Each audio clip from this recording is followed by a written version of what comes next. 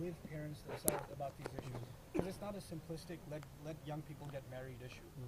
A lot of young people don't know what they're getting into when they get married. They don't know what responsibility is. They don't know what a job is. They don't know what it means to be a decent husband or raise kids. And you know, if a 19-year-old gets married and gets his wife pregnant and they're having a kid before they're 20, right? They're kids themselves, mentally at least, right? Islamically, in the Shari'i sense, they're old enough to get married. But that doesn't mean they're socially mature, they're religiously mature, they're spiritually mature. All these maturities are missing, right? So it's a conversation where level heads from every side have to come together and have a chat. I personally believe this is a problem across the world for Muslims. You know, Desi Muslims are sampling because that's us, but it's across the world that this is an issue. You know, illicit relationships are rampant in Egypt. They're rampant in Algeria. They're rampant in Pakistan. They're not just here. Muslims are, you know, the young kids are doing whatever they're doing, even in Muslim kids in India and Bangladesh, everywhere, right? It's one thing to just close your eyes and say Inna lillahi wa inna ilayhi raji'un. Those are the modern people. They're not the masjid people. That's the majority of the ummah, man. 99.5% of the ummah is that. So if you just say Inna lillahi wa inna ilayhi raji'un, then what's left? You know what I'm saying? And what's also happening at the same time, the 0.05% that's left, not even 0.5, that's too generous.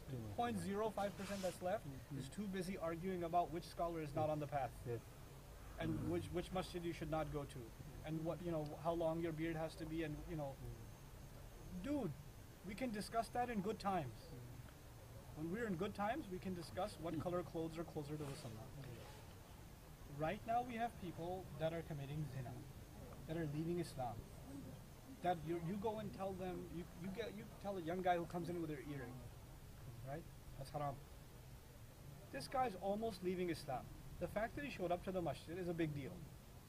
So in his mind, it's not just halal or haram, it's like earring or Islam, what should I pick? Well, I kind of like my earring. You know what I'm saying? Like there's a missing sense of proportion in our religion of the catastrophe that's hitting the ummah. It's high time that all across, I don't care what denomination, ideology, I don't care what people come from, religious leadership has to ring the bell and say, look guys, we need to sit down and sort some things out. The biggest crisis of the ummah is not political, it's not economic, it's not sociological. Biggest problem of the ummah is family. Biggest problem. Father can't talk to son, mother can't talk to daughter, husband can't talk to wife, young man can't talk to his dad and tell him, look, I need to get married, or I'm in a relationship, how do I get out? How many of our boys have girlfriends and I love her, I can't help myself, you know, what am I supposed to do with all these feelings, etc., and I can't talk to my parents because they say it's haram, and they'll say I can't get married. Well, who am I supposed to talk to then?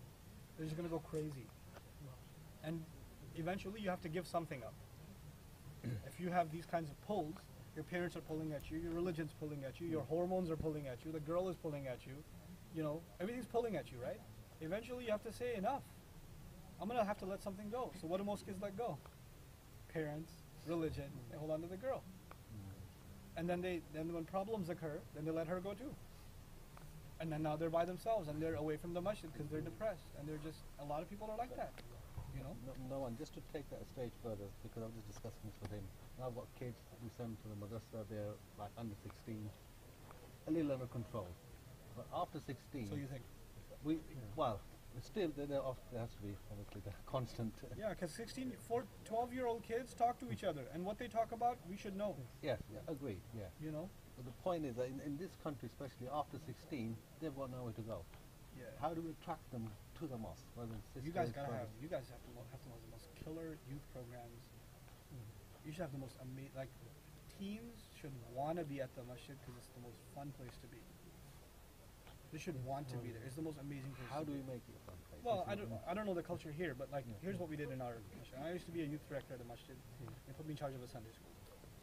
I told them it's a bad idea because I'm not gonna. Elders are gonna hate me if you guys give me this job. They said we trust you, whatever. Go ahead. I eliminated all the textbooks from Sunday school. There was not a single lesson of Islamiyat taught in Sunday school to teenagers in my program. All we did, it was in New York, in Long Island. All we did every week. Let's go to the beach. Fajr time. Let's pray Fajr and go to the beach. Then let's play some basketball. Then let's get some donuts. Let's hang out. Oh, let's play some video games after that. And go home. Why? Because teens, all they need is a friend. They don't need advice because they don't listen to it. You have teenagers, you should know that. There were teenagers sitting in this program, they didn't listen to a word I said. Not last night, not now. And that's okay, because they're teenagers. It's all right. We have to know who they are. All they need is, and probably the only reason they came is a friend was coming. They just operate with friends. That's their operating system. Okay? So give them friends. Best thing you can do for a young Muslim is give them a good Muslim friend. Best thing you can do for them. They don't need advice, they don't need lectures, they don't need to memorize surahs, they don't need to learn fiqh because they won't practice any of it unless their friends practice it. Our entire project is give them a place to make friends. Give them a place where they're not judged, where they can hang out, where they can feel good about themselves. All teenagers want to do is hang out. That's all they want to do. All girls want to do is talk. Give them a place to talk. You guys have Starbucks over here? Yeah. Okay. Yeah. We're just, I mean, our girls, they need a place to just sit and chat. Give them a place to chat in the masjid or close to the masjid. A halal space where they feel comfortable and they can just hang out. Because if we don't give them that, they'll find that online. They'll find that somewhere else. They'll just find it, right? So what we did in our masjid is I taught this huge Arabic class and we raised tons and tons of money just from that class. And our first investment, we put professional basketball hoops and night lights at the masjid. And every single night, guys are getting together, barbecuing, playing ball, coming to third, fourth rak'ah in the jama'ah. Elders are yelling at, hey, salat started, go inside. These are the guys that were at the club last night. Yeah. I don't mind if they join the fourth rak'ah. I don't mind.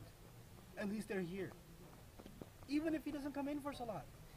Dude, he's within like 100 feet of the masjid. That's a big deal. It is. This guy didn't even know that there's such a thing called masjid. He doesn't even, a Muslim kid doesn't even know that, right? We have to create, like, part of our investment needs to be, what are youth into? When we become religious, we stay in our religious cocoon. We Yeah. forget the rest of the ummah. That's correct. And how they're suffering. And this is what we. It has to change. And plus, the other thing is, look at the prophets, right? Alayhi salatu wasalam. Salih alayhi salam, good example. He would go to the business places of people, where the sinners are. He'd go to where the sinners are to go talk to them, right? We, religious folks, will never be seen near city center, near the club scene, near the party. Why? Because that's haram, astaghfirullah al-azim, right? You don't deal with those people. You have family members that are liberals, you don't even hang out with them, don't even talk to them. Because they're too liberal. We have to hang out with our own kind. What's the whole point of da'wah? You go to people that are the farthest from you, and you bring them into your fold, you invite them, right?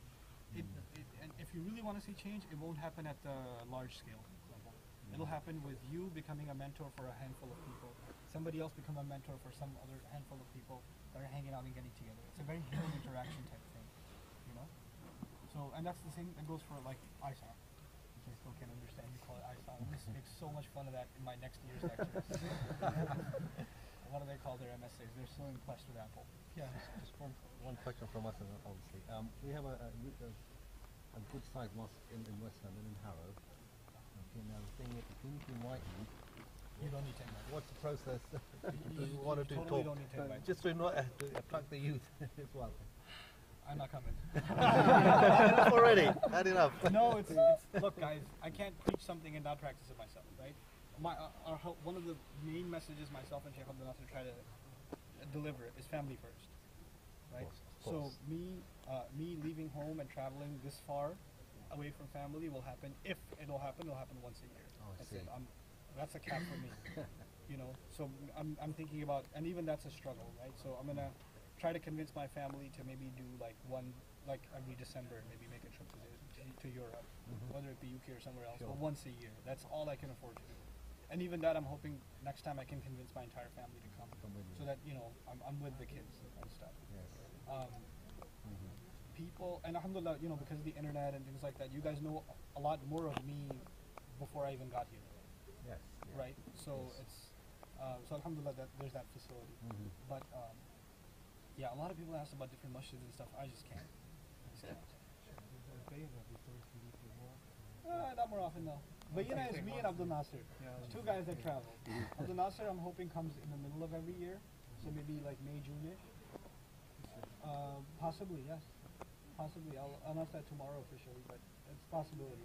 And I'm thinking of making Bayina, like me coming like at the end of every year, I think, a regular thing. So we're hoping to make that like a regular schedule, inshallah, so that people know when to expect us to, you know.